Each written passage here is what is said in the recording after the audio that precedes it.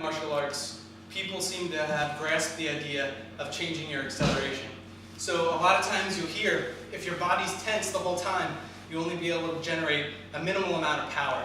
So you don't want to be tense the whole time while you're moving in with your strikes. You want to be relaxed, cover your zones, so that way you can move and snap it and move past. And that'll also let you hit and move into your next technique. And people seem to be catching on to that, which is great.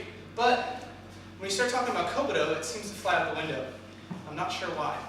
So when people are using their weapons, they tend to use it at a speed that's completely standard. So they go 1, 2, 3, 4, 5, 6, 7, 8. And it's very linear, even if that speed happens to be really fast. And the problem with that is when you actually start getting into the usage of the weapons, it's very predictable. And so just an example of that, I'm going to strike side, side, overhead. And I'm not going to move through Tony because of frame, but I just want you to kind of watch what happens. So Tony, block these in any fashion you like. Good, okay. Now, I'm going to go side, side, over, thrust. I want you to block it all. Okay, ready?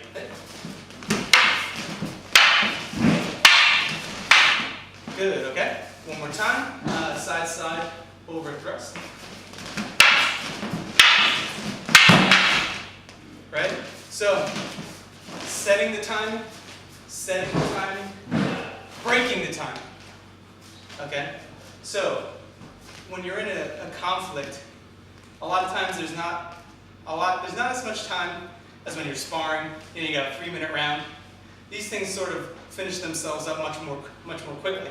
However, the concept still stands. So even if we just start off with that same side strike, right?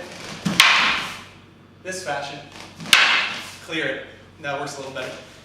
Coming in, clearing it, accelerating through. Even just that little bit of acceleration. He sees it coming in at a certain speed, he computes that, and he's already moving on to how he's going to block and counterattack.